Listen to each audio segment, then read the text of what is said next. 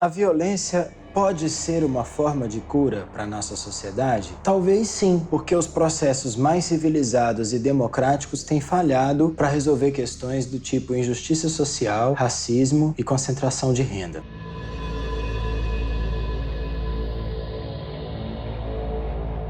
A gente tem um manual de instruções para a vida, e esse manual chama mitologia. As mitologias trazem para a gente os programas psicológicos que rodam no nosso psiquismo. Dá para fazer uma passagem bem direta assim, né? Deuses são arquétipos. A definição de arquétipo é: o arquétipo se manifesta em todas as pessoas, de todos os lugares, de todas as épocas. Os posicionamentos que trouxeram a pandemia para uma escala global, esse momento em que chega nos vários países ao mesmo tempo, foi um momento em que Quiron e Lilith estavam em conjunção no signo de Áries. E o signo de Áries é regido pelo planeta Marte e pelo deus Ares da mitologia grega. Então tem Áries, o signo, e Ares, o deus. Esses trânsitos estão acontecendo em Áries, eu vou colocar a mitologia do Ares, o deus grego, da guerra e da violência. Então a gente pode começar a nossa reflexão aqui fazendo essa pergunta para nós mesmos, que é: quem nunca se sentiu agressivo? Quem nunca teve o impulso de raiva? Quem nunca sentiu raiva?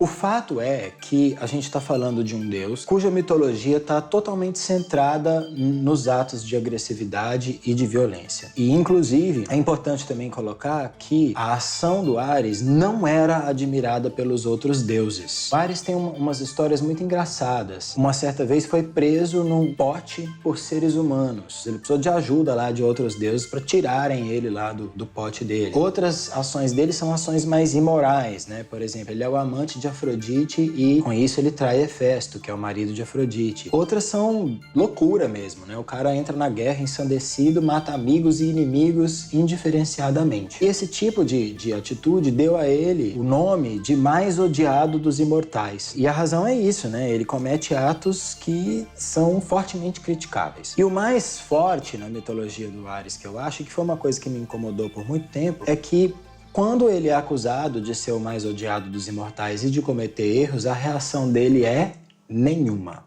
Ele não faz nada, não muda a atitude dele, ele continua fazendo as coisas que ele faz, que ele é mesmo. E isso sempre me chamou muita atenção porque um grande erro de quem estuda mitologia é tentar consertar o mito. Na minha visão, não dá para você reescrever o mito, consertar o mito ou julgar o mito de acordo com a sua moralidade, porque aí você realmente distorce o próprio conceito de mitologia, que é como funciona o inconsciente coletivo da humanidade. Quando você olha para Ares da perspectiva não moral, da perspectiva da natureza humana, o que você percebe é que ele tem atitudes violentas, tem atitudes agressivas, tem atitudes egoístas, e quando ele é criticado por essas atitudes, ele continua. E isso nos diz muito sobre esse traço arquetípico da espécie humana, porque quando ele continua tendo as ações que ele tem, o que acontece em seguida é nada.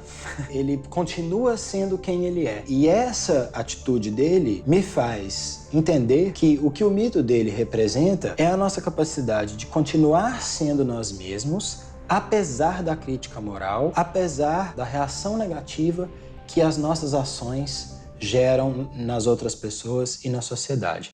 A meu ver, Ares cumpre uma ação, que é você ter o direito de existir. E existir é você ser quem você é. Se você é um homem hétero, se você é um homem gay, se você é alguma outra letra, né, da sigla LGBTQIA+, se você é negro, se você é japonês, se você é mulher, se você é baixo, é alto, é agressivo, é egoísta, é isso ou é aquilo. Você é assim. Você pode lidar com a sua natureza ou você pode se reprimir, mas você é assim.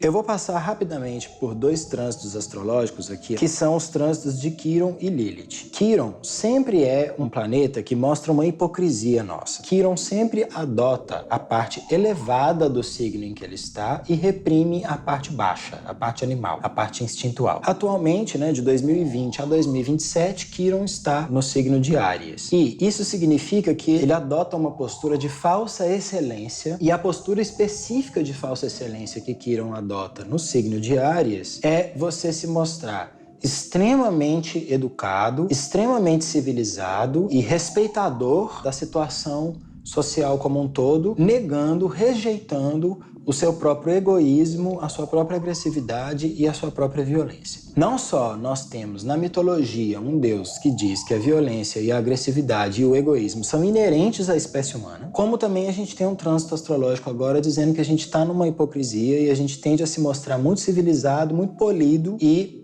fingir que a gente não é agressivo, não é egoísta e não é violento. E para completar mais ainda esse cenário de Quiron, a gente tem uma coisa que é que Quiron tira de nós a sensação de que a gente tem direito de existir. Então ele nos leva a ter um comportamento de tentar modificar a nossa própria natureza para parecer mais aceitável, para encaixar naquilo que é esperado de nós por parte das nossas famílias, das outras pessoas, dos nossos amigos e da sociedade como um todo. E por que eu tô chamando isso de hipocrisia? Também tem um outro trânsito no céu agora, que é de Lilith. Lilith também está em Áries, e foi quando Lilith ficou conjunta com Quiron que a pandemia espalhou pelo mundo. Lilith é uma posição no céu que mostra pra gente uma inconsciência grandíssima sobre o signo em que ela está. E o fato de estar inconsciente não quer dizer que não está acontecendo. Muito pelo contrário, quanto mais inconsciente, mais acontece. No caso de Lilith em Áries, o que ela nos conta é que nós estamos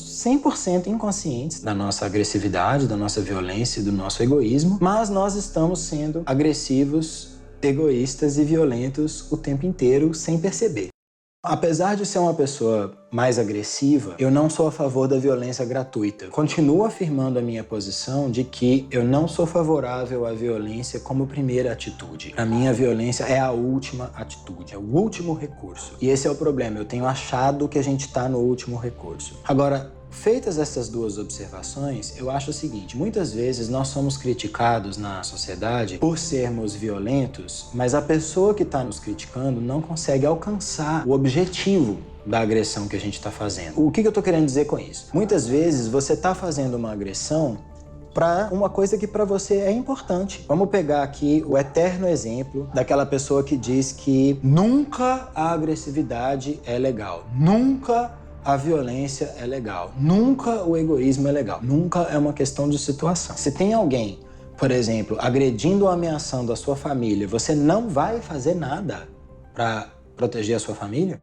E isso traz um pouco a situação atual, com a morte do George Floyd e os protestos antirracistas e também outras situações. Por exemplo, no Brasil, a gente tem o maior número de assassinatos de LGBTs do planeta. Então, se eu tenho uma ação forte, agressiva, para defender essas pessoas e alguém diz que eu me rebaixei ao nível da pessoa que está agredindo, cara, eu sinto muito. Porque geralmente esse argumento é um argumento usado para impedir a gente de agir, para continuar fazendo a violência contra as pessoas que estão sendo agredidas e ainda tirar da pessoa que tentou defender a autoridade. A pessoa que diz isso, ela precisa, ao invés de dizer isso, realmente ter uma ação melhor do que a que ela está criticando. E aí ela vai ter toda a autoridade para fazer a crítica que ela está fazendo. Quando a gente fala assim, né, vingança só gera vingança, ou violência só gera violência, destruição só gera destruição, eu não acho que é assim. Porque quando você fala só, você está dizendo sempre. Quando a gente usa a palavra sempre, a gente incorre num risco aí de colocar tudo no mesmo saco. Quando você vai defender sua família, por exemplo, ou vai defender uma pessoa que está numa situação de vulnerabilidade, será que a destruição maior é você permitir a agressão que você está vendo? Ou será que a destruição maior é você agredir o agressor? Eu não tenho uma receita de bolo aqui para dar. Então, eu não sei te dizer se sempre a solução é agredir o agressor, mas eu acho que a gente precisa pensar situação a situação. Outra característica do ser humano, que vem de outro deus grego, Hades, é o gosto pelo poder. Então, em geral, quem está no poder quer continuar no poder eternamente. E isso é uma situação complexa porque os espiritualistas acreditam muito frequentemente que tomar o poder é perigoso porque poder corrompe, a pessoa não quer ser corrompida. Olhando para isso, e principalmente olhando para fatos históricos, a gente não vê o processo democrático funcionando com muita frequência. Pelo contrário, né, a gente está vendo que o processo democrático não quer ouvir algumas das demandas que a gente tem. E um excelente exemplo é o racismo. Então a gente tem um ponto de vista social e político racista que já dura séculos. A gente tem escravidão desde 1500. O preconceito continua, as oportunidades menores continuam. Eu, como branco, convivo com outros brancos sendo racistas no ambiente que eu tô. Então é uma coisa que acontece frequentemente. Aí teve vários movimentos antirracistas em várias épocas da história e a gente continua tendo racismo, a gente continua tendo racismo institucional, a gente continua tendo racismo estrutural, a gente continua tendo racismo disseminado na sociedade. Será que se a gente continuar dialogando, não vão passar mais 500 anos?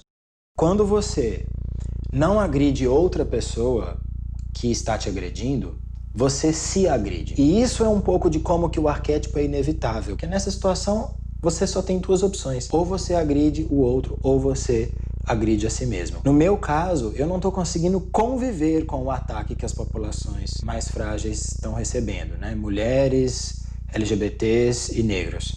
E periféricos. Sim, eu vou falar. Sim, eu vou ser desagradável. Sim, quando alguém fizer um comentário homofóbico ou racista ou machista na minha presença, eu vou falar. O lugar que eu tô querendo chegar é que, quando as pessoas viraram pra mim e disseram: olha, você tá errado, você precisa mudar isso, você precisa mudar aquilo, eu fiquei chateado, lógico, mas a gente precisa pensar no assunto. E aí eu fui conversar com pessoas sobre isso e eu fiquei chocadíssimo com as respostas. As pessoas vieram falar assim: ah, mas você é a favor da agressividade? E se as pessoas entrarem numa loja e quebrarem a vitrine da sua loja e roubarem seus produtos? E se a sua empresa for prejudicada por lutas antirracistas? E se sua casa for depredada por manifestações antirracistas? Primeira resposta: é lógico que eu ficaria muito chateado, muita raiva, muito decepcionado se a minha casa, a minha loja ou a minha empresa fossem depredadas por alguma manifestação, com toda certeza. Porém, não dá para dizer que é melhor continuar a violência contra os negros, contra os LGBTs, contra as mulheres e contra os periféricos para proteger a loja, a companhia, a sua casa, o dinheiro. Não dá para ter esse tipo de argumento. Os governos falam que querem conter a violência e a ação deles é mais violenta ainda. No Brasil, a gente tem um presidente que usa o símbolo de um revólver para governar. Nos Estados Unidos, a gente teve como reação do presidente ameaçar a população com o exército. Quer dizer, você pega o exército do seu país e lança contra os seus cidadãos para diminuir a violência. A pergunta que eu faço para você é assim: fora os métodos que a gente já está usando e não estão funcionando, alguns há 500 anos, já que a violência não é a solução, vamos então parar para pensar. Vamos realmente nos dedicar a pensar qual é a solução.